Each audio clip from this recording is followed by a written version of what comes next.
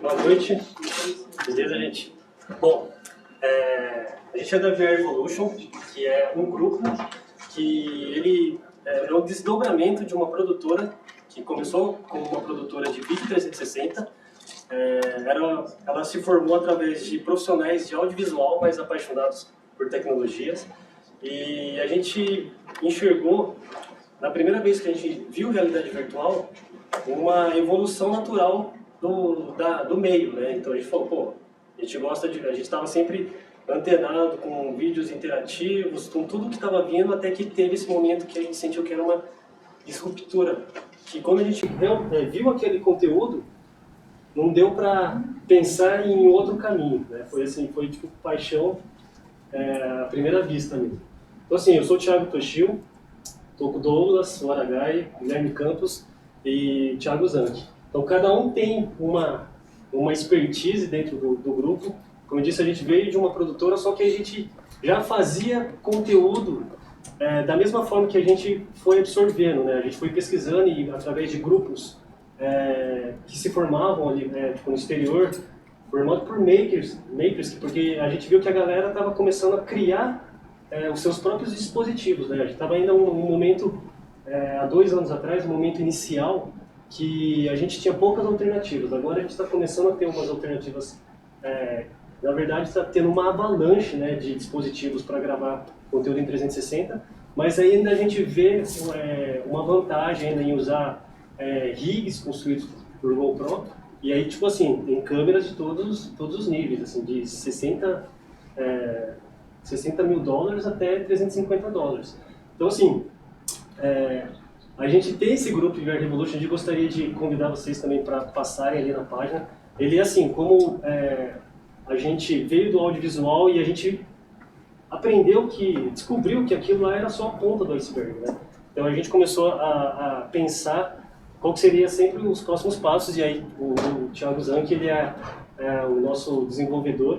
Então assim, a gente também tem, esse grupo é uma paralela da onde que a gente trabalha, porque a gente trabalha com uma empresa de educação. Então lá a gente começou, vendeu a ideia há 2 anos atrás, e quando a gente viu na Campus Party primeiro um Oculus Rift para game.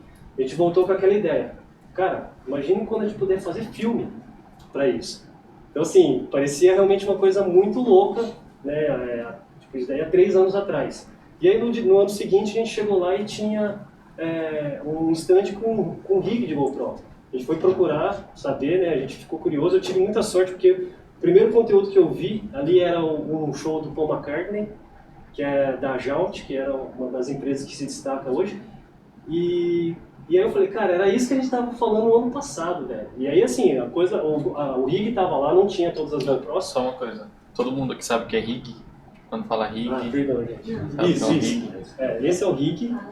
E esse é o rig que a gente comenta que a comunidade tipo, a veia makers, né, tipo, de se faça você mesmo, introduziu e despontou, né? Tipo, 90% do conteúdo de 360 feito hoje é feito através de GoPros e com rigs impressos, né? A pessoa, tipo assim, naturalmente, ela vai atrás ou de um amigo, ou de uma empresa, ou compra na internet.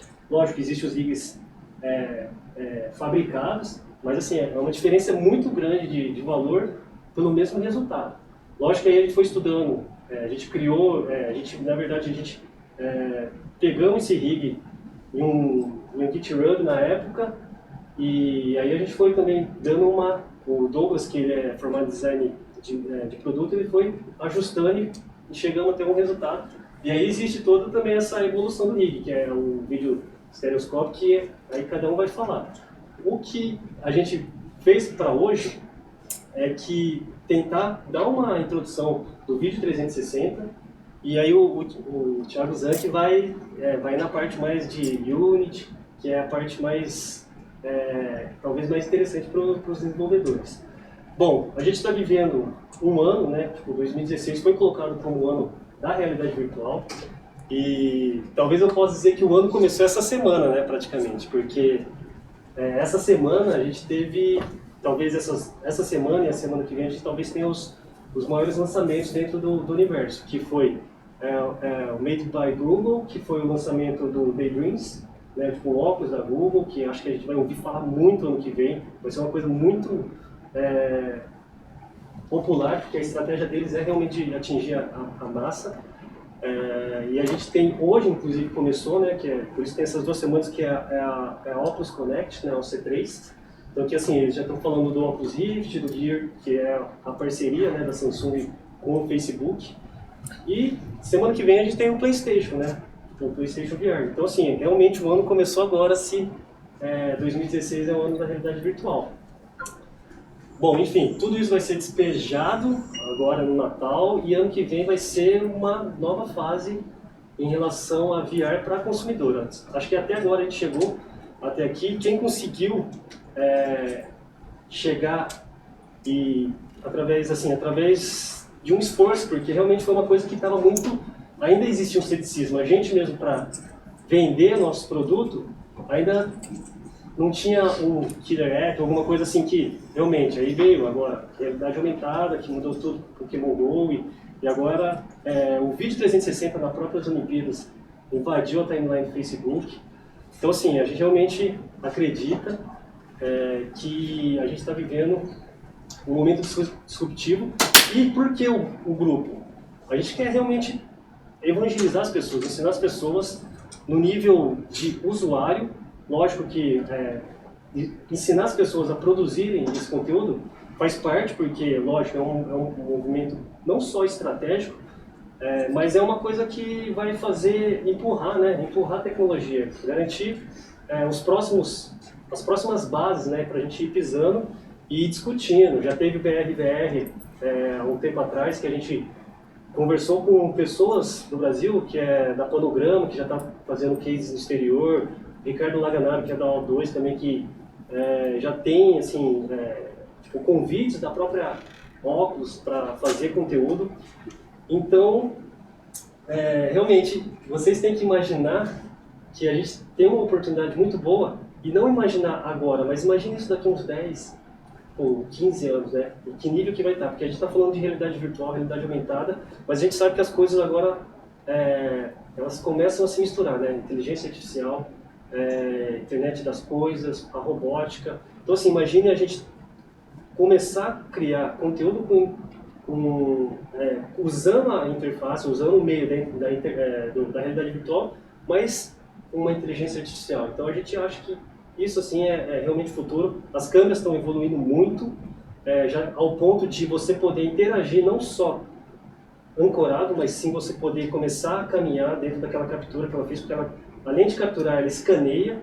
Então assim, a programação ela vai estar diretamente envolvida para criar cada vez mais experiências que, não só experiências, mas soluções que antes a gente via como soluções inovadoras.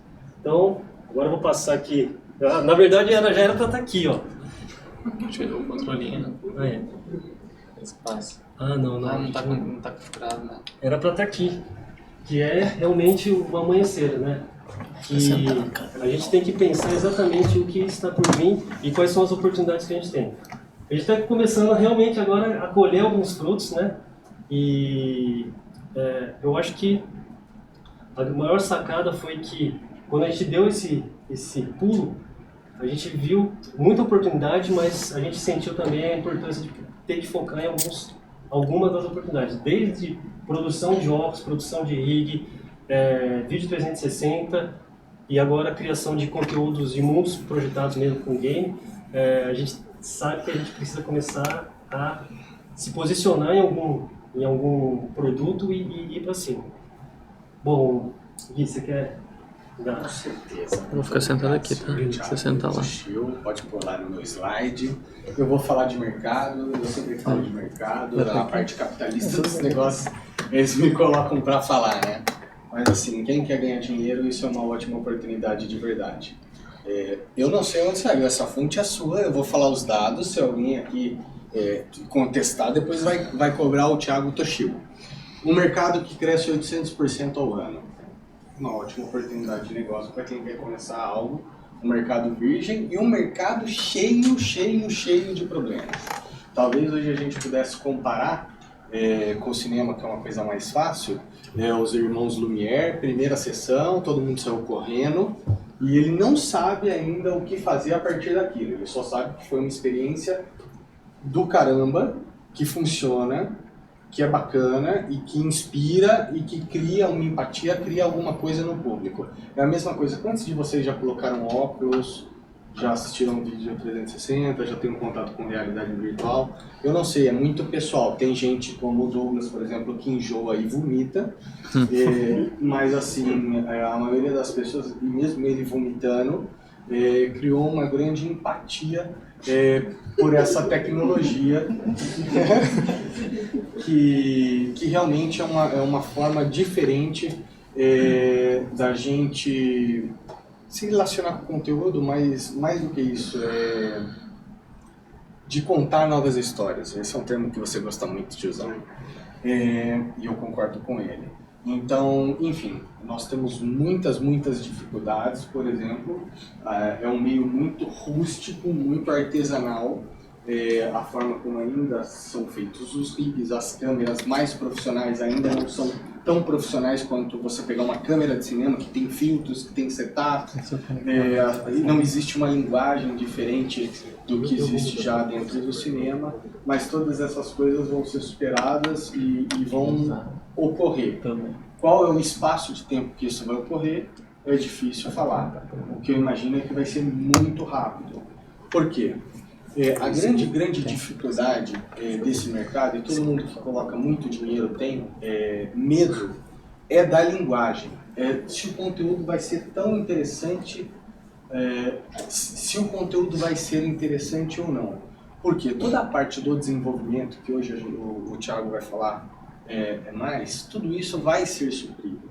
As empresas de tecnologia já começam a ver que existe um fruto, que existe algo instigante, inovador, então começa a se desenvolver. As câmeras rapidamente vão se desenvolver, sair. Ele é aficionado por câmeras 360. Quantas tem na lista épica? Ixi, cara, já tá mais uns 60.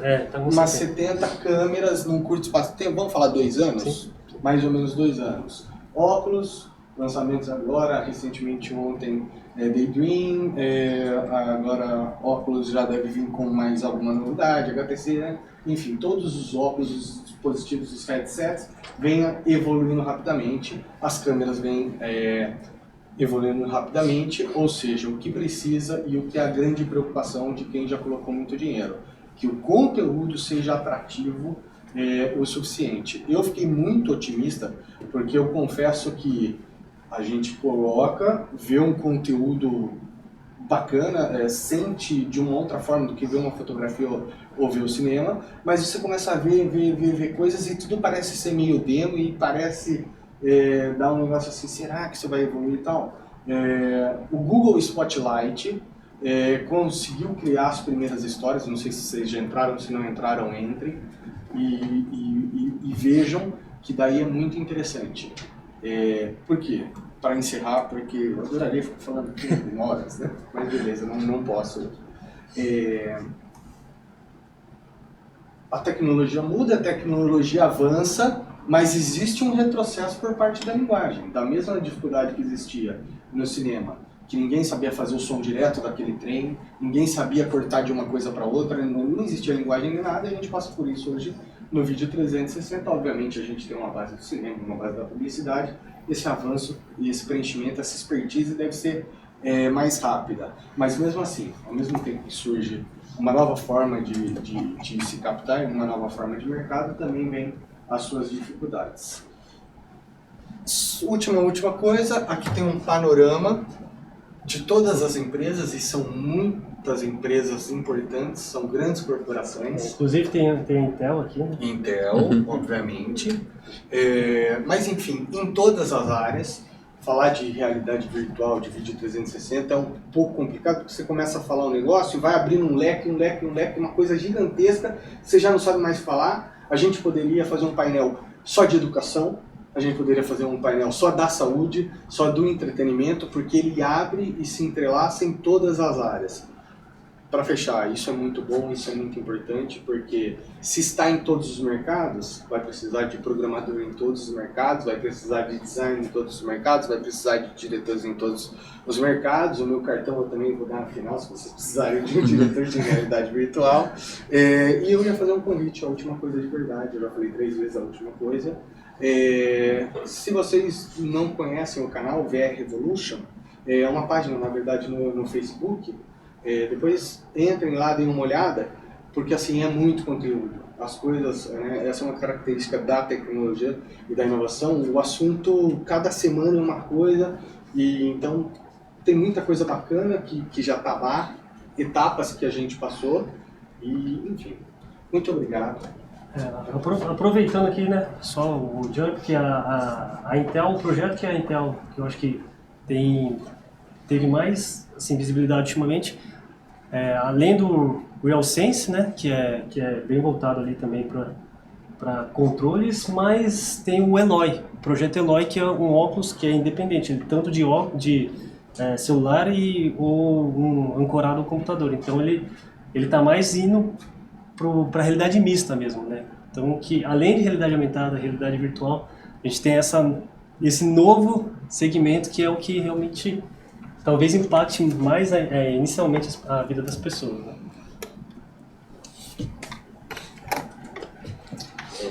Como o Toshio falou, né, me chamo Douglas e também faço parte da 360 Vision, da VR Evolution, e eu sou formado em design de produto e também trabalho muito com a pós-produção também, então eu domino essas 2 áreas, mais ou menos.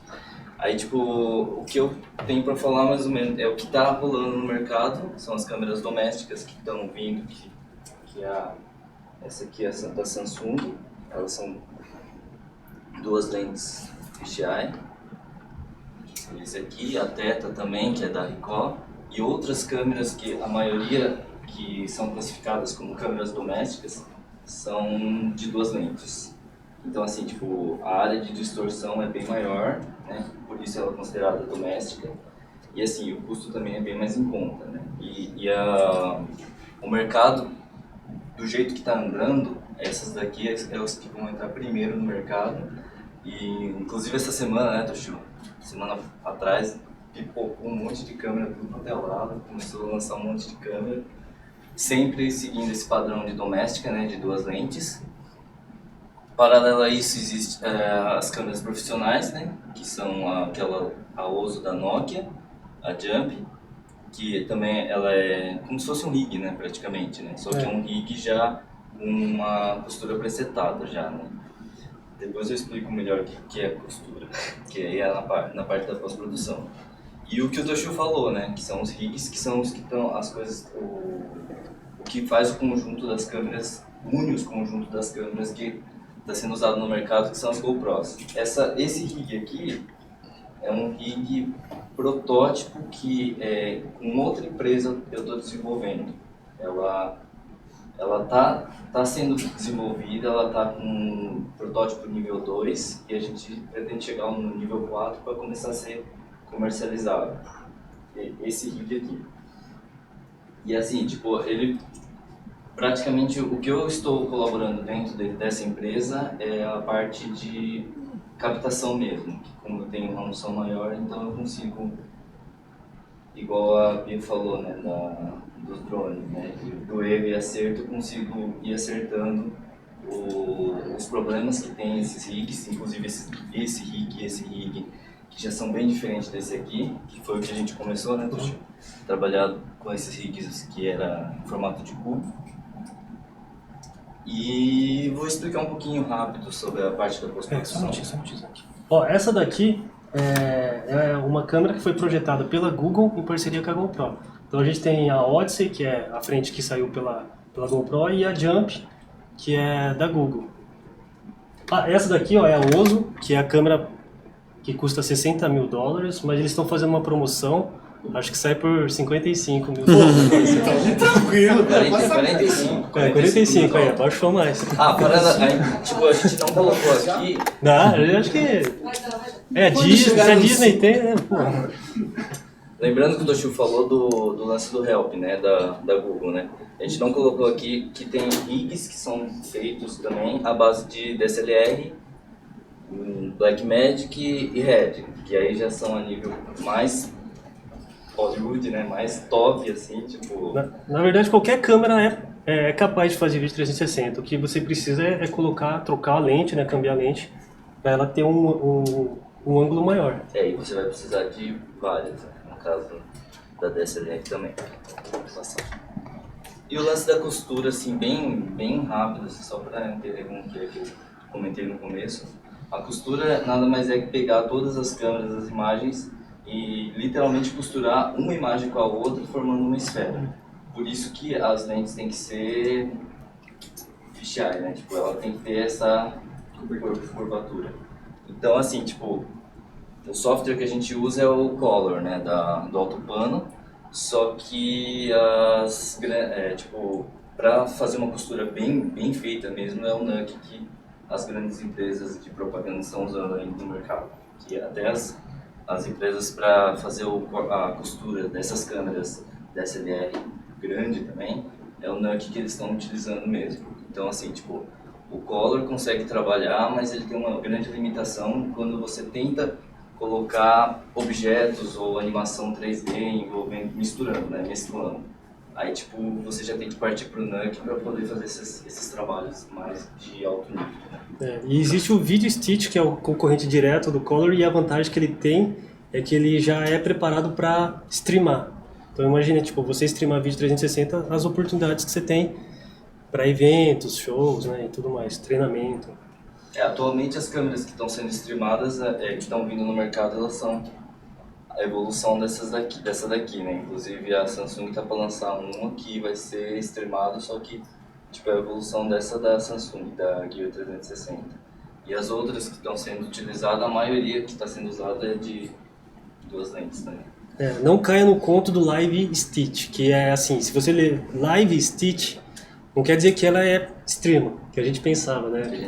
Live Stitch, mas ela simplesmente dá um preview, dá um preview para você do que você está capturando em tempo real.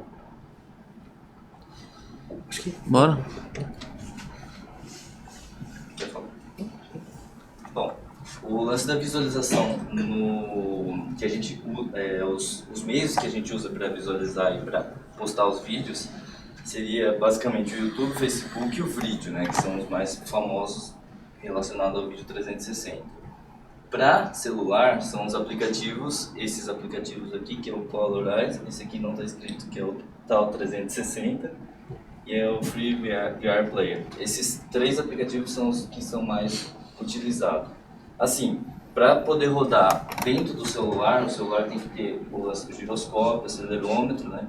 Que senão você não consegue nem fazer a Magic Window, né? Que a gente fala que é conseguir olhar mesmo sem estar dentro do óculos. Então, assim, essa é uma das exigências. O lance do aplicativo que tem que estar atualizado, né? Que senão não roda também, principalmente o aplicativo do YouTube dentro do celular. E tem mais alguma coisa, Toshio? Não, eu acho que aqui a gente também tem, assim, aqui está uma grande briga, né? Qual que vai ser a plataforma que vai se despontar? Então, assim, tá uma disputa muito grande. Todas as empresas, desde a Samsung, todas as empresas que criam, a gente falou que tem 70 câmeras lá, 70 soluções, porque muitas câmeras são rigs, mas elas estão disputando também qual a plataforma que vai estar, que as pessoas, né, a massa vai estar. Então, assim, o YouTube a gente vê que tem uma vantagem muito grande, o Facebook também, que foram as primeiras já a colocar essa ferramenta, só que a gente tem atrelado agora. Facebook, ele tem uma parceria com o Gear, né, que aí você coloca lá e ele já fala, se você quiser assistir no Gear, você coloca no Gear e tal. YouTube, que é o Cardboard, que agora tem essa evolução que é do Daydream View, né, que acho que é o Zan que vai mostrar. É isso? Bom, vou falar um pouco de desenvolvimento. Calma aí, não passa ainda não, porque quero falar uma coisa antes. Tá bom. Eu não tinha ouvido a explicação da Thaís sobre o GDG, então eu puxei um pouco o saco para Google, né, no meu slide. Mas é verdade, porque a Google ela está querendo trazer uma democratização para o VR. Né? A Google ela quer que todo mundo tenha acesso a essa tecnologia. Né? E a primeira coisa que eles fizeram, a primeira revolução da Google, né, foi o Cardboard. O Cardboard, todo mundo conhece o Cardboard? Que é barato, é simples, você pode fazer o seu. A gente já fez alguns workshops que a gente pegou papelão do mercado e fez os nossos próprios cardboards rapidão. A gente fez rápido, então eles ficaram um pouco monstrinhos, mas funcionaram. Acho que a parte mais cara do cardboard é a lente. E é quanto que você compra uma lente? Um par R$5 de acrílico. Então é assim, é democrático. Então, eu trouxe aqui primeiro alguns dados sobre o Google Cardboard. Os dados são de janeiro desse ano e a fonte é a própria Google. Então, mais de 5 milhões de cardboards foram enviados para o mundo inteiro. Isso sem contar o que as pessoas fizeram mesmo. O Douglas, por exemplo, ele é design de produtos, ele fez 5 milhões. ele fez uns 4. Ele fez com outro material, não fez papelão, fez com EVA, é isso. Mais de 25 milhões de apps para cardboard foram instalados através do Google Play. E desses, 10 milhões foram de outubro a dezembro. Isso mostra que está crescendo. O interesse das pessoas para a realidade virtual está crescendo. Dos top 5 apps baixados para cardboard, 4 são jogos. Um deles é um aplicativo de vídeo, que se chama, agora chama Within, na época chamava Verse, que é de um cara chamado Chris Milk, que eu achei incrível vocês não citarem, inclusive. É um cara, ninguém falou do Na Deus. verdade, a gente estava passando por uma segunda fase, né? A gente tá entrando na adolescência, então... O Chris Milk, ele é um cara que faz um conteúdo VR, assim, a parte de vídeo, que eu não manjo muito, quem manja mais são eles, mas assim, sempre que eu vejo o conteúdo do cara, eu sempre acho fantástico. Os vídeos deles sempre tem uma pós-produção muito grande, assim, em cima e sempre te fascina. Ganhou Cannes. Bom, mais de 350 mil horas já foram assistidas em VR através do YouTube. Mais de 750 mil fotos já foram tiradas utilizando o app Cardboard Camera. Você não precisa de uma câmera 360, você tira com o seu celular meio que de uma forma panorâmica e aí você visualiza já no seu cardboard ou você tira com o próprio cardboard. Com a foto? Então a foto você tem que tirar com o celular. E depois você visualiza no cardboard. E mais de 500 mil estudantes já utilizaram o Google Expeditions. O Google Expedition é uma iniciativa da Google para levar VR para comunidades carentes e para estudantes e para fazer eles visitarem outras partes do mundo através da realidade virtual. Bom, para você fazer um jogo ou... alguém que conhece motores de jogos? Unity, Unreal... bacana, legal. Então, para você fazer, a melhor forma de você fazer um conteúdo interativo para VR, ou um jogo mesmo para a realidade virtual, são com os motores de jogos. Então, aqui eu listei 3, a Unity, a Unreal e a CryEngine. Esses 3 são gratuitos, vocês conhecem, devem saber, né? São gratuitos, tem as versões pagas, mas com eles você já consegue fazer conteúdo para cardboard de graça, né? Vocês só precisam de um celular com Android para testar esse conteúdo, mas depois disso vocês conseguem subir um aplicativo para a Play Store com uma conta de desenvolvedor. E com as Game Engines você é capaz de produzir conteúdo para Cardboard, Daydream, que é a nova plataforma de realidade virtual da Google, que eu vou falar um pouquinho mais no final, que inclusive essa semana, que nem o Toshi falou, a gente recebeu bastante informação sobre Daydream e é muito promissor. Oculus Rift, que são os óculos de realidade virtual que a gente chama de high-end, né? Que eles são acoplados, obrigado, num PC, né? Ou num videogame, que é o caso do PlayStation VR. E tem também o Gear VR, que é da Samsung, que é meio que um meio entre um cardboard e um high-end, um Rift. Né, você conecta o celular ainda, mas ele é mais confortável e tudo mais, que é o que a Google fez com o Daydream e quebrou a Samsung. E o HTC Vive, que é high-end também. Não citei o PlayStation VR porque eu não sei muito bem como está sendo desenvolvido conteúdo para o PlayStation VR. Provavelmente dá para fazer também conteúdo VR com as Game Engines, mas eu não conheço muito, é mais fechado.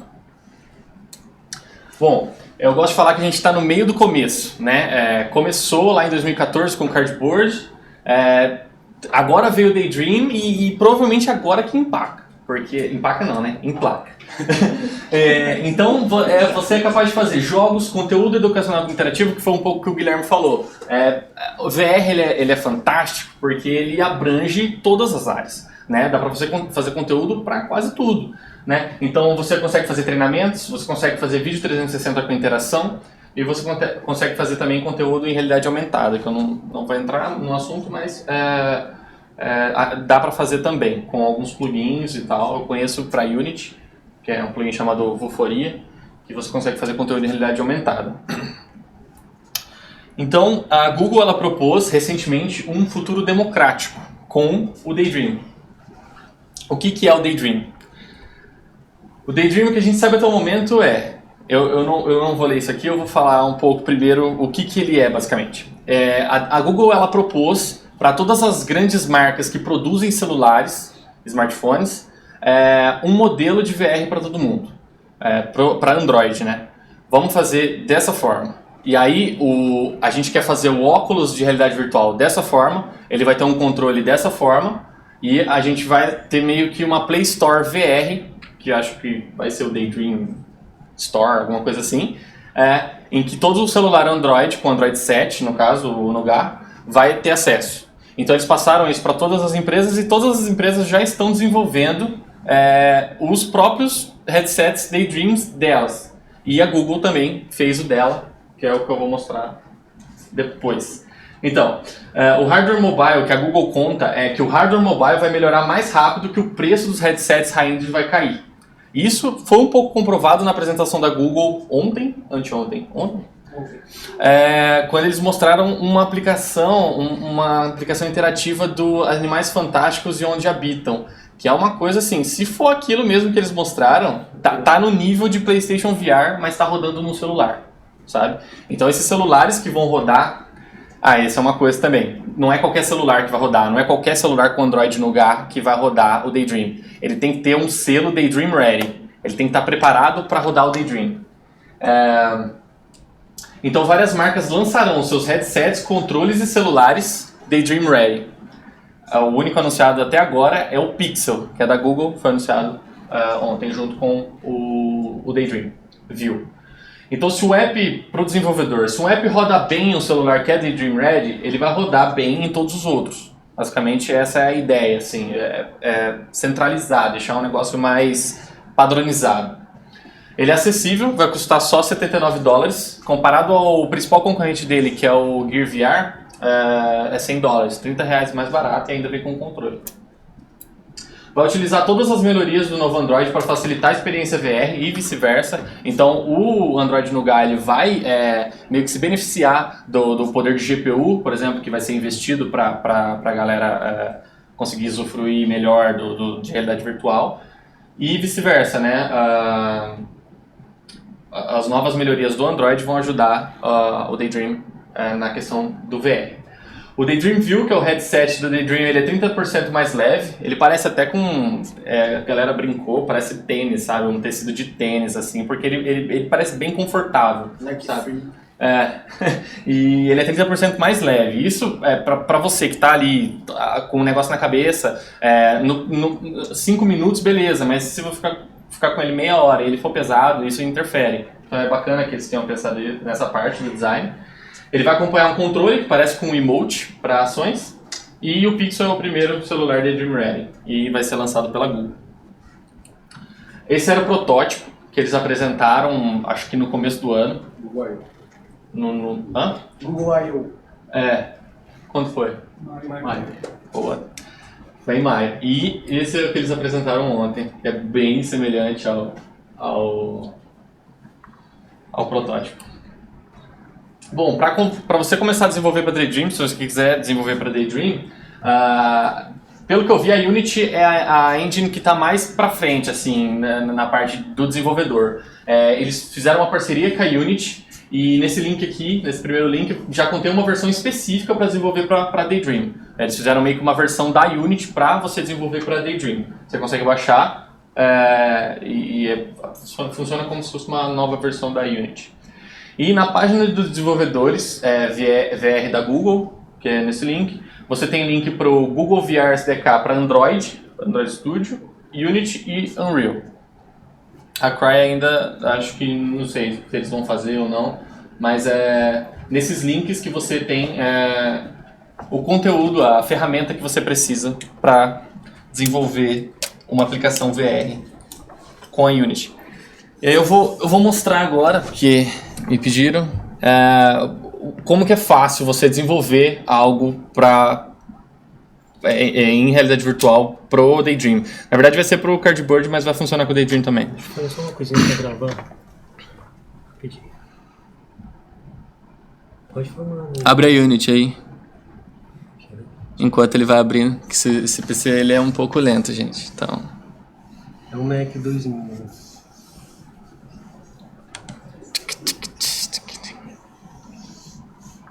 É bem simples, nessa página, no segundo link que eu coloquei ali, eu acho que dá pra gente colocar essa apresentação em algum lugar, né? No segundo link você acessa lá e você tem a página do Git do Google VR para Unity. Você consegue baixar todo o repositório ou pegar o link mesmo.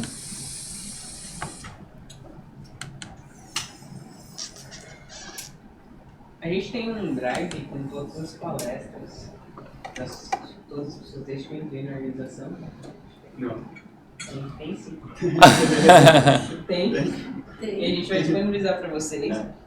Mas de qualquer maneira, todos os dados, não todos os dados, mas os dados forem realmente relevantes, os palestrantes vão ficar na nossa página, tá? Aí vocês podem entrar em contato com eles depois também. Pra pegar mais informações. Todos aqueles links comentados da página do Facebook deles, tudo a gente vai colocar lá na nossa página do Face e também no Meetup. Última tentativa aqui. O fulano apresentou, o Google manda esse cara, eu tenho que pegar uma pessoa desse fone, né?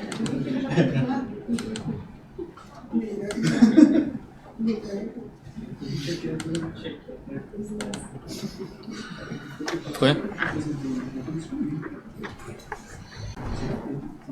Bom, eu já vou avisando que eu não estou familiarizado com o Mac, então...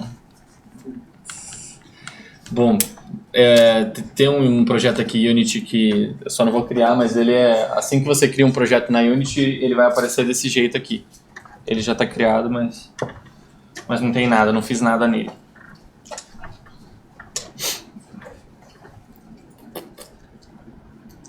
Se alguém tiver uma pergunta, né, acho que não foi falado, mas se alguém tiver alguma pergunta, pode fazer. Principalmente agora aqui.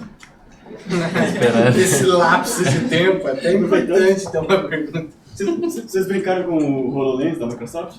Não tive acesso. Eu estava na casa de um amigo, ele tem um, o Everaldo.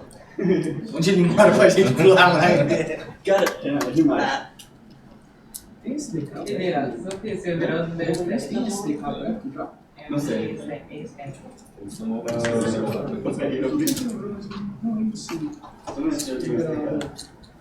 Eu tinha um jogo lá que era um jogo bem legal.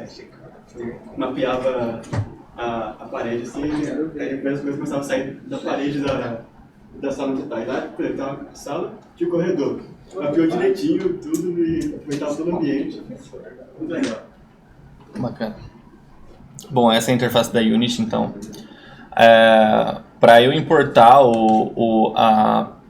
no caso da Unity chama de um package, né? Você tem um pacote um custom package, um pacote pode ser scripts, pode ser prefabs, que no caso da Unity são coisas já prontas.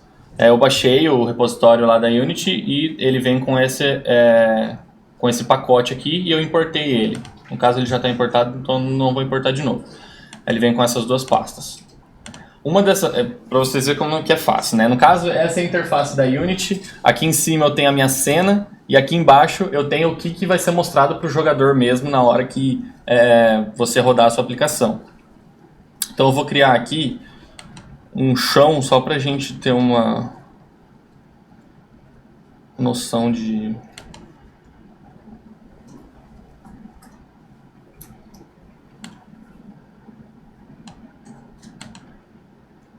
horizonte. Beleza. Então se eu dou play aqui não vai acontecer nada, porque minha câmera tá parada. Vai ficar a mesma coisa, né? Para eu deixar a minha aplicação VR, eu só preciso pegar um prefab aqui, que é uma coisa já preparada da própria package da Google, que é esse GRV, GVR na verdade, View Management, eu acho que é. Esperar ele carregar.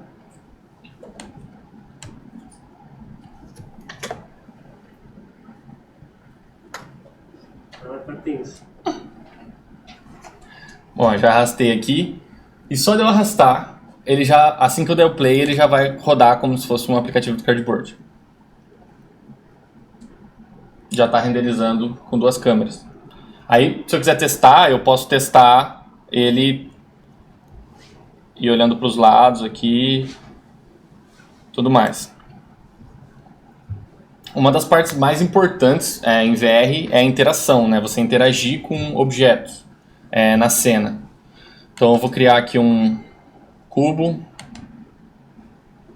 para mostrar, tipo, como que no caso você interagiria com algum objeto na cena, fazer alguma coisa quando o usuário olhar para ele, por exemplo. Na Unity, a parte de interface, de UI, né, ele tem esse Event System, que é um sistema de eventos. E assim que eu crio, ele já cria o standalone, que no caso ele vai pegar os meus inputs de mouse e, se eu não me engano, touch também. Não pega, no caso, o olhar do usuário. E aí as utilidades aqui da Unity já ajudam você com isso. Deixa eu pegar aqui, qual que é?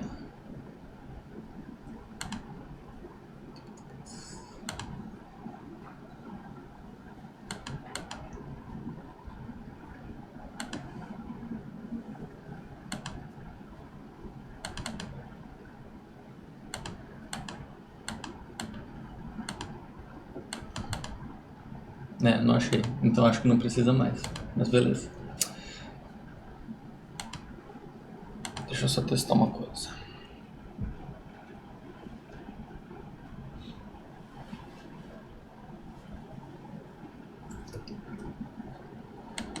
Uma das coisas que você precisa fazer para sua câmera interagir com objetos 3D e não objetos de UI no seu cenário é colocar um Raycaster nela, para ela disparar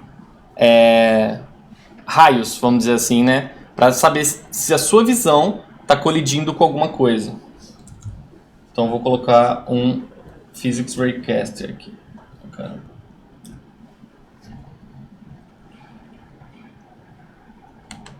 Ah não coloquei na minha câmera, calma aí, gente.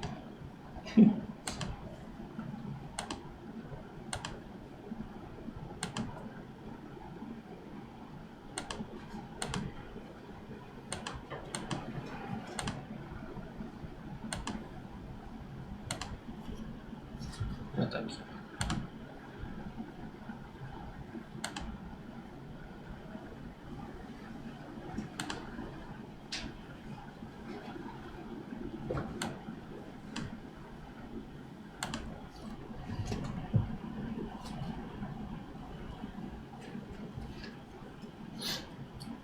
Beleza.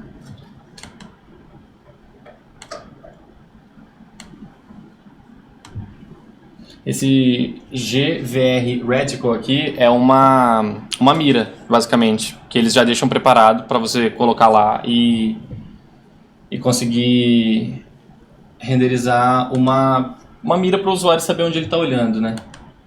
Eu vou mudar a cor aqui porque está branco.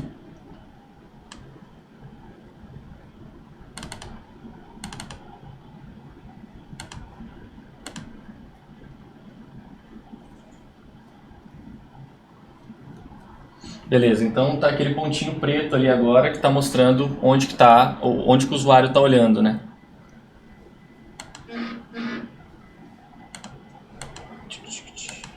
Beleza. Meu cubo ele tem um box collider, no caso na Unity, se você não tiver um box collider, ele não vai ter corpo, né? As coisas vão passar ali dentro. Como ele tem um box collider, ele já me mostrou Não mostrou ainda, na verdade. Agora que eu vou colocar um event trigger aqui no cubo, porque para ele disparar um evento, primeiro eu criei o meu event system. Desculpa estar explicando meio confuso, mas enfim, eu tenho o meu event system, que é o sistema de inputs, e eu tenho o meu cubo, que vai reagir a um input, que no caso é o usuário olhando para ele. Então eu vou ter que criar um script. E aí a linguagem, no caso, não é Java, eu acho que a maioria aqui manja de Java, né? Ou é JavaScript na Unity, ou é C Sharp, ou é Bool. Vou criar um script chamado cubo.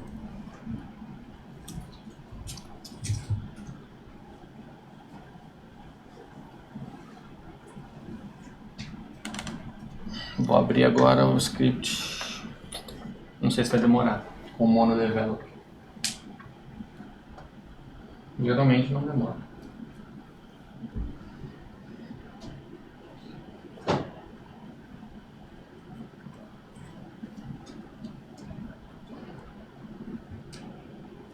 Para quem vem do desenvolvimento de jogos, eu acho que isso é bem mais simples, assim, sabe? Se você já está acostumado, por exemplo, com a Unity, para você mexer com o SDK da Google na Unity é bem mais simples. Você só precisa saber o que o SDK da Google, né, do Cardboard, no caso, Daydream, vai fazer. No caso, como que você vai pegar informações do controle do Daydream e outras coisas. Essa parte do controle eu nem fui atrás, assim, é bem novo. Porque ele tava em beta até um tempo atrás. Ele foi lançado oficialmente agorinha. E o monodevelop tá carregando.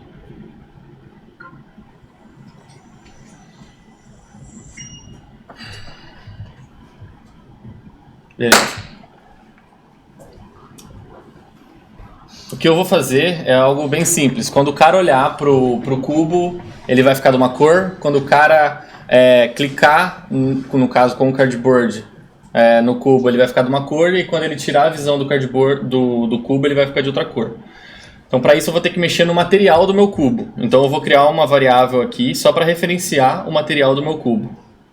Então...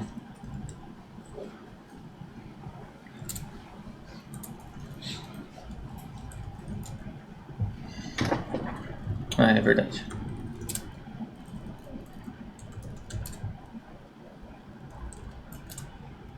Oh, caramba.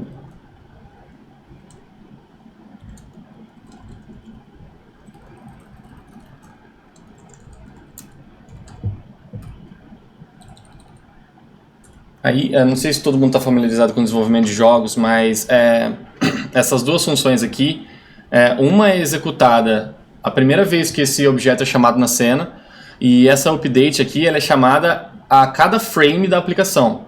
Todo frame vai ser chamado essa função. Eu não vou usar, no caso, essa update, só vou usar o start. Que no começo eu vou pegar e vou falar que esse material é um componente do meu cubo, que é o Mesh Render.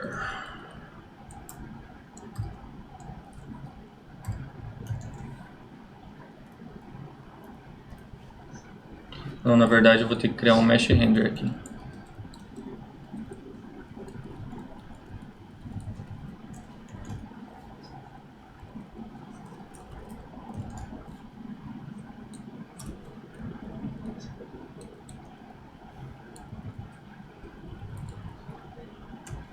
Que é isso aqui, ó.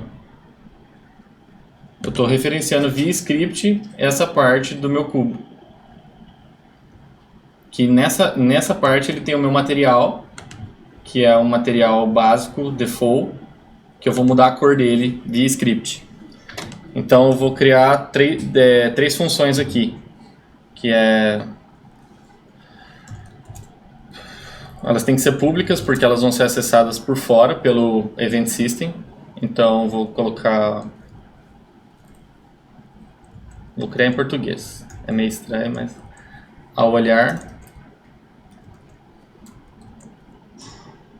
Então ao olhar eu vou pegar o meu match, que é o meu mesh render.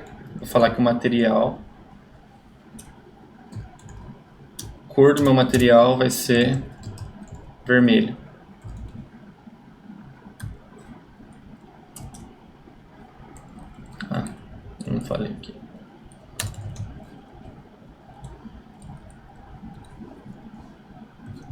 Vou copiar aqui. Caraca, bom, falei.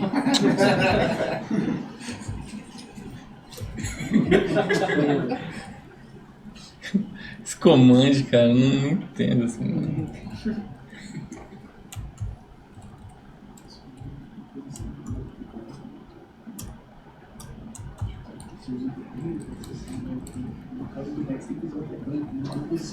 Ao olhar, ao tirar olhar,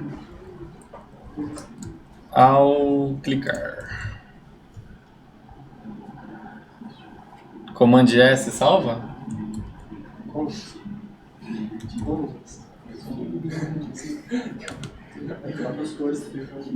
Acho que salvou. Hã? Ah, as cores, verdade. Obrigado. Vou colocar azul aqui e verde aqui.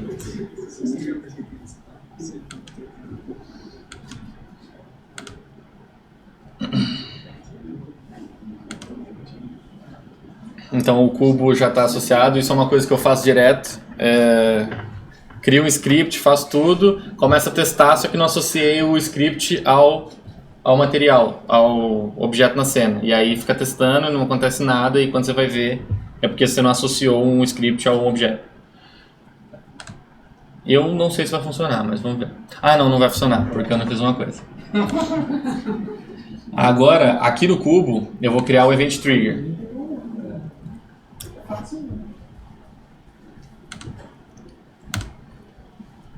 Que é o Pointer Enter, que eu vou falar que é...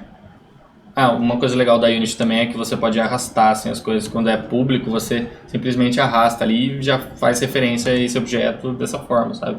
Simplesmente arrastando. Aqui, ó, na lista eu tenho o meu cubo, que é o meu script. E aqui vai aparecer todas as funções públicas que eu criei. Então, essa vai ser ao olhar, que é quando o pointer entrar. Quando o pointer sair, vai ser ao tirar olhar. E quando eu clicar, que no caso é o pointer down, não o pointer click, porque o pointer click ele vai pegar o clique do mouse mesmo. É ao clicar. Agora vai. Eu acho.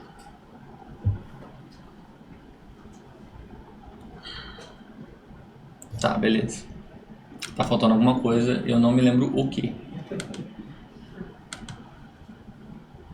Caramba, eu tava mexendo no meu cubo que era o meu chão. Pera aí. Ah, não. Ou não tava. Não tava não. Beleza.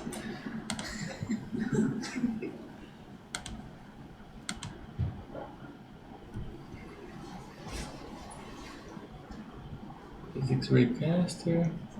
Tá tudo certo. Eu não me lembro aonde que... o que eu esqueci. Então eu vou abrir um outro projeto que já tá tudo funcionando. E lá eu vejo.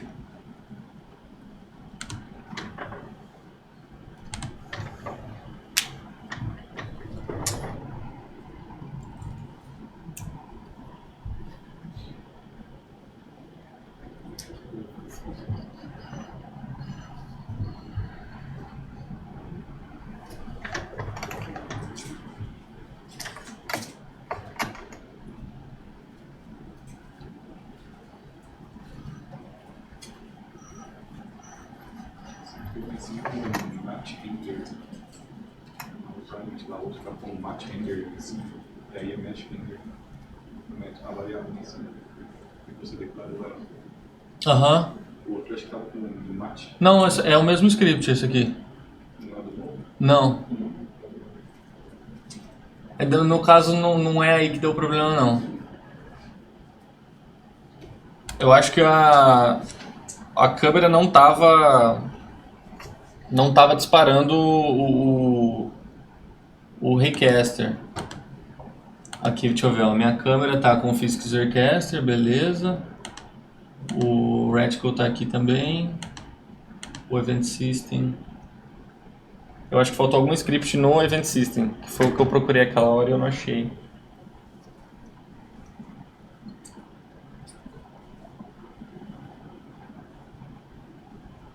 Porque você tem que configurar, no caso, o Gaze Input System. Tem o Touch, tem o Click e tem o Gaze, que é simplesmente usuário olhar, né? Dependendo do que você for desenvolver, às vezes o cardboard ele não tem um input, porque algumas versões ele tem um imã, né, que você usa para fazer o input, mas alguns não.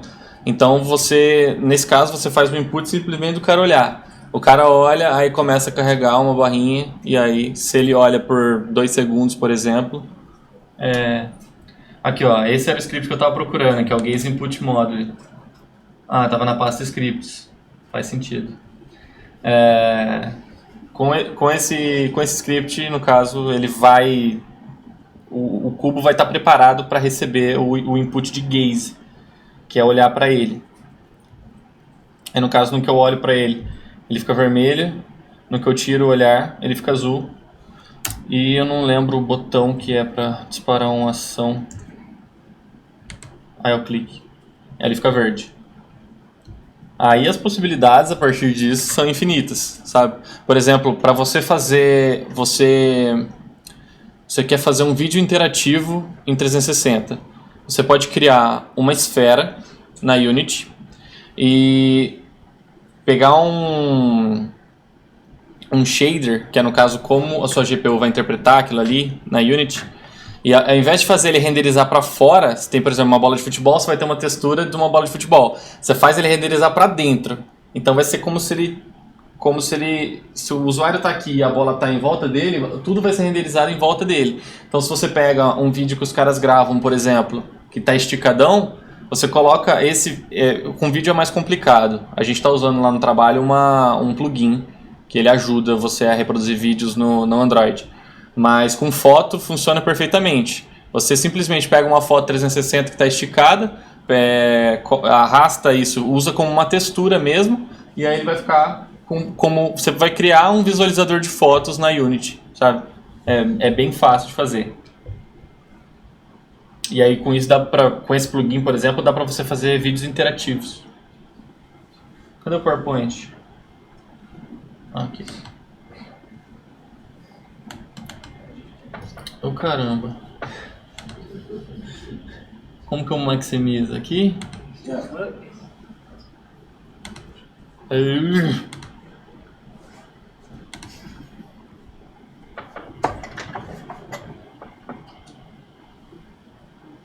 que eu fiz? Não sei.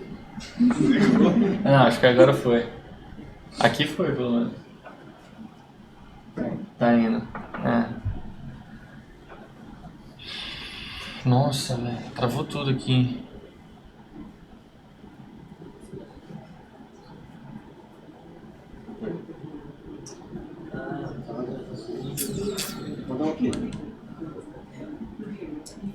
Cadê meu PowerPoint?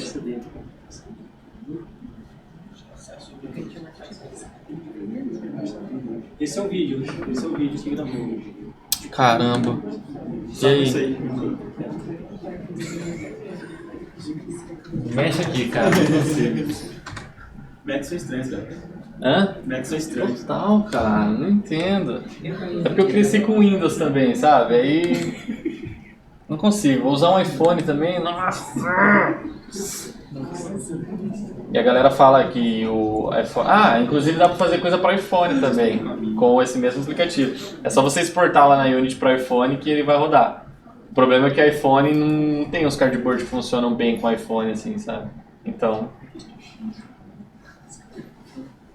E a Apple também é uma das poucas que não apresentou nada para realidade virtual ainda, assim. Isso realmente é algo que a gente fica matutando, né? Tipo, tentando encontrar uma razão por que a Apple está demorando tanto para entrar, né, nessa brincadeira. E aí, lógico que existem várias teorias, né? Eu fechei aquilo lá. Abri o PowerPoint só. Porque tem um restinho da apresentação. Tá, o PowerPoint aí. Tava ali. Viu? Não sou só eu. Ah, fechou. Top. Vamos no modo...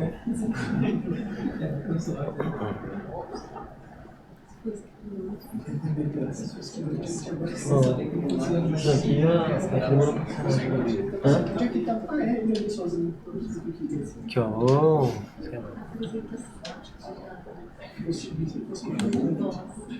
Número 2?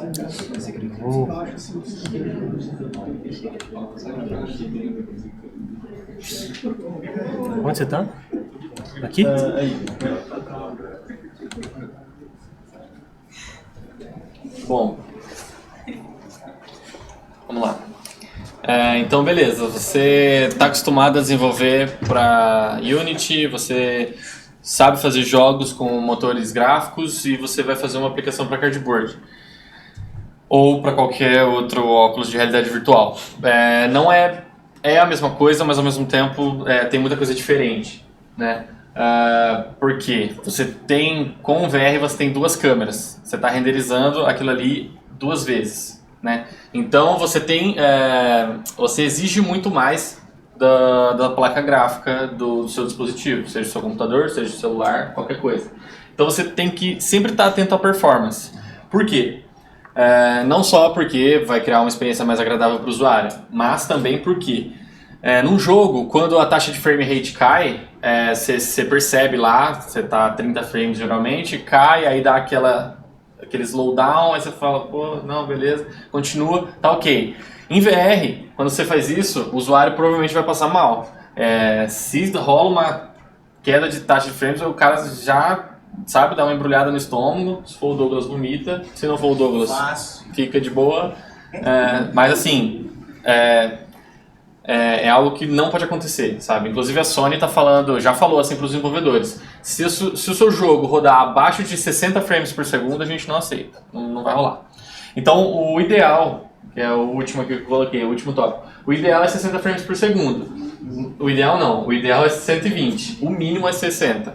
E geralmente os jogos hoje em dia rodam a 30, assim. Quando a empresa é mais exigente, aí roda 60. Ou quando o jogo precisa disso, por exemplo, um jogo de luta precisa de respostas rápidas, então sempre é 60. Mas assim, o ideal é 120 frames por segundo. No celular, isso é mais complicado. Então você tem que dar uma driblada ali quando você for desenvolver. Então, os objetos da cena, principalmente os interagíveis, assim, tenta fazer com poucos polígonos. Então, o seu time de modelagem assim, tem que trabalhar com poucos polígonos. Dá pra fazer coisa muito bonita com poucos polígonos. Principalmente porque, para compensar a falta de polígonos, você pode fazer texturas bonitonas. Então você faz uma textura bem legal e você compensa essa falta de polígonos com uma textura bacana, porque a textura ela vai exigir mais da memória RAM do celular. Então, beleza, os celulares hoje em dia tem bastante memória RAM, você consegue aguentar o tranco. E aí, no caso da GPU, não vai exigir tanto, porque você está com elementos com poucos polígonos. A luz e a iluminação tem que ser pré-definida. A gente está aprendendo isso lá no trabalho, a gente está fazendo uma experiência em realidade virtual e isso é uma das coisas mais chatas de fazer, a iluminação da cena. Porque quando você tem uma iluminação dinâmica, isso exige demais, computacionalmente falando, assim. Geralmente quando você coloca uma luz dinâmica na cena, já é o suficiente para cair assim, a taxa de frames drasticamente. Então, uma iluminação da cena pré-definida é assim, o ideal, porque você consegue fazer uma coisa bonita e não exige muito, porque a sombra dos objetos vai estar nas texturas já. Eu tenho um exemplo disso bem legal, assim, tem uma foto mostrando. O menor número de draw calls possível, trazer coisa para a tela, ou, por exemplo, se é um jogo de tiro, tenta limitar quantos tiros o cara pode dar de uma vez só, sabe? Pra não desenhar muita coisa na tela ao mesmo tempo, porque senão pode dar um problema. Aqui eu tenho um exemplo de low poly.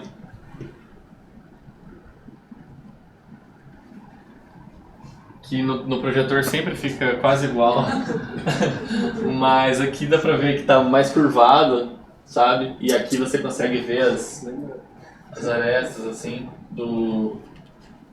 e os vértices, né, do cachorro. E é bem bacana porque com o low poly, hoje em dia você vê muito isso, inclusive, principalmente nas aplicações VR, até dos dispositivos high-end, assim. Eles usam o low poly como uma forma de arte. e fica bonito pra caramba. Essa aqui é uma imagem, por exemplo, que é tudo low poly, só que é bonitinho, é bacana, dá pra fazer um jogo bem legal. Esse aqui é um exemplo da textura, de uma textura, uma textura grande sendo aplicada a um objeto low poly. Uma coisa que é bem utilizada também é o normal map, que você pode exportar junto com a textura, que é isso aqui, ó. Esse objeto ele não tem relevo, só que o normal map, que é um mapa lá de relevo, deixa ele com relevo, sabe? Isso, computacionalmente falando, é muito mais barato de fazer. Exige muito menos do que você fazer o relevo no próprio objeto. E aí ele é texturizado. E esse aqui é um exemplo da sombra, né? O objeto que é estático, ele produz sombra. O outro que é em tempo real também está produzindo sombra, só que não dá para ver muito. Mas aquele ali também está fazendo sombra. Quando a iluminação é baked, que eles chamam, né, que a tradução de baked é tipo assado, mas é uma iluminação já está na cena, não vai ser nada renderizado na hora. Então a iluminação aqui, esse objeto é estático, ele não vai se mexer nunca. Então a sombra dele já está ali pré-definida, porque ele nunca vai se mexer, então eu sei que a sombra dele sempre vai estar ali. Esse objeto aqui ele vai se mexer na cena, então ele não reproduz sombra nenhuma. Dá para fazer também, mesclar um pouco, só que exige da máquina também. Mas o que a gente está fazendo lá é isso, a gente está mesclando. Os objetos que não se mexem já está na textura. Os objetos que não se mexem já está na textura. E os objetos que se mexem não reproduzem sombra no cenário de forma alguma. E é isso.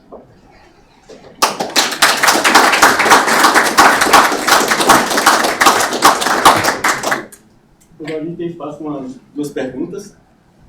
E obrigado a quem bateu palma me ajudou também, porque eu também estou fazendo gravando áudio lá e a câmera. Exatamente. Essa é uma das perguntas. Hã? Essa é uma das perguntas. Áudio? Não, por que eles bateram palma pra cá? Nós três sessões da apresentação. A conclusão foi que é tipo a claquete, só pra fazer o som pra depois marcar no microfone e enviar e tudo. Achei que eu tô ligado. Isso é uma coisa legal também que você falou. Áudio binaural. A gente não tem muita plataforma para reproduzir vídeo com áudio binaural hoje, sim. O que a galera está fazendo é usar a Unity para isso. Então você cria elementos que vão soltar som, pode ser 4 pontos, o cara fica aqui no meio, tem aquele esquema de vídeo esfera que eu falei, e aí sai o som de cada canal ali. E aí o próprio motor gráfico já faz esse esquema de, se o cara está olhando para cá, vai vir um som mais alto dali, se o cara está olhando para cá, vem aqui. É bem legal. Para reproduzir isso de 2 canais já são suficientes. Sim, sim. Mas a gente está tentando com 4, que fica mais legal ainda. Já está tendo soluções, assim, captura, que eles chamam de Sonic, né? Que aí você pode fazer 4 ou mais, né? Eu fui ver há muito tempo o pessoal colocando microfones nos fones. Você coloca 2 microfones nos seus fones e você consegue capturar o áudio assim. E fica, sim, dependendo da qualidade do seu microfone, fica até que razoável. A gente tem vídeo, assim... Tem até um microfone que é um formato de cabeça, né? De orelha. Para até mesmo pegar a acústica. Tá tendo assim, na frente, o pessoal tá vendo que o vídeo avançou de uma forma e o áudio ele ficou um pouco para trás, né? Agora tá assim, tipo, todos os eventos que a gente tem ido, a pessoa tem falado muito em soluções para áudio, plataformas e APIs. Na BR, os caras só perguntavam de áudio. Chegou a ser chato. Bom, a gente trouxe alguns dispositivos, né, além do cardboard, algumas coisas tipo, até mesmo o tataravô do cardboard, né, que é o ViewMaster, mas tem desde o GearVR até soluções que provavelmente, né, pode se tornar uns brindes, assim, né, porque é umas coisas que você coloca no celular e você já tem uma experiência de imersão de entrada, você pode dizer, né. E, bom, a gente tem participado de alguns eventos que tem surgido com cada vez mais frequência, além das oficinas, e a gente tem um meetup em Campinas, que fala de vídeo 360, AR e realidade virtual, que assim, na verdade foi lá que a gente conheceu o pessoal do GDG, né, a Thaisa, para ser mais exato, e aí rolou esse convite. Uma coisa que, vindo para cá, né, eu já vou até fazer um relato aqui, que o Zank colocou essa apresentação como a apresentação mais power, né? Mais desafiadora. Mais É a primeira desafiadora. vez que eu estava apresentando para desenvolvedores mesmo, entendeu? Antes, sempre que a gente vai, a galera é mais entusiasta, ninguém desenvolve, assim. As pessoas são mais ou curioso, ou vídeo, ou não sei, mas desenvolvedor sempre foi muito pouco. Inclusive essa parte da apresentação, de dicas mesmo para desenvolvedor, do que apresentar, do que fazer, né, durante o desenvolvimento, eu nunca tinha apresentado, porque nunca era o público-alvo, entendeu? Então, isso foi legal. Então, assim, fazer parte assim, dessa conversa, tá aqui da Intel, receber esse convite foi realmente uma surpresa para nós e foi uma honra, né? Foi tipo, assim, realmente a gente está sendo muito grato desse convite e valeu aí por vocês terem vindo até aqui e participado também, né, com a gente do Meetup.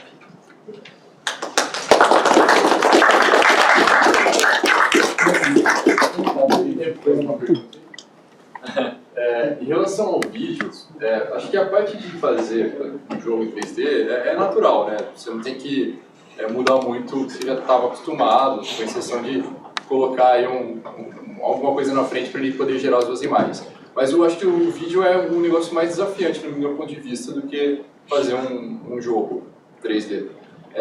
Vocês conseguem fazer vídeo 360, estereoscópio com profundidade e tudo mais? O que a gente tem visto, né, que, como a gente disse, a gente teve essa fase de as pessoas se adaptando para produzir esse vídeo 360 e agora a gente chegou no momento que a ferramenta vai chegar. O que vai distinguir o mercado realmente ou a qualidade, a nitidez da imagem. Então estou vindo com câmeras que é 7S, a Blackmagic. Então assim, estou vindo com outras câmeras que vai ter uma imagem que vai ser já um salto, e o vídeo estéreo, né, que proporciona sem dúvida uma imersão muito maior da experiência. A gente trabalha com, que nem no caso do rig da Google, aquele Jump, eles são 16 GoPros. Então essas 16 GoPros elas já capturam como se fosse duas lentes, né, duas câmeras pegando o olho direito e esquerdo, e já traz essa profundidade de campo. O próprio software da Color, ele já dá, já é possível fazer estéreo. Então assim, se você tiver 8 câmeras, fazendo 2 para cada lado, você já consegue amarrar isso. Só precisa falar qual que é o direito e esquerdo de todas as câmeras. 10 câmeras. Das 10 câmeras, né? A mínima é 10. Então, A mínima de câmeras tem que ter 10 câmeras, que foi o rig que eu cheguei a fazer do par de câmeras para cada lado. Menos que 10, aí você já não consegue fechar. Mas você não consegue amarrar, você não consegue fazer essa emenda perfeita, né? Essas soluções que a gente coloca como soluções uma stream mesmo, elas são todas câmeras estéreo, né? Então assim, realmente a gente vê que vai ter essa divisão daqui para frente, né, tipo de conteúdo estéreo, porque a plataforma ela tá pronta para isso, né? Como você está visualizando com 2 telas, então assim seria natural a gente receber esse conteúdo em 3D. Tocando no 3D, uma coisa que a gente escuta muito, né, é falar, mas isso daí, tipo, ainda o público confunde muito vídeo 360 com 3D. Eles ficam colocando diversas, que eu acho que assim, uma coisa tão, para mim é tão absurda, porque 3D é 3D, é profundidade. Agora a gente está falando de uma forma de interagir com o conteúdo da mesma forma que a gente faz na vida, né, naturalmente. Você escolhe para onde você quer enxergar, né? E o que eles colocam também? A tecnologia do 3D foi uma coisa que não pegou, né? Então a gente vive escutando essas comparações, né? Então assim, e aí de fato assim, a gente entende que a gente está entrando numa tecnologia que é colocada como o próprio Chris Milk coloca a mídia final, né? Tipo, a final media que eles colocam, que é quase como você... quase tipo, o seu próprio estado de consciência, né? Você realmente está vivendo aquilo, você está ali dentro da história, você entrou dentro da tela e ali você faz... Porque assim, a regra tipo, de ouro, qual é o melhor produto que todo mundo está procurando? É você ser o personagem lá dentro, você não ser só um observador, mas você fazer parte da história. Muito bom.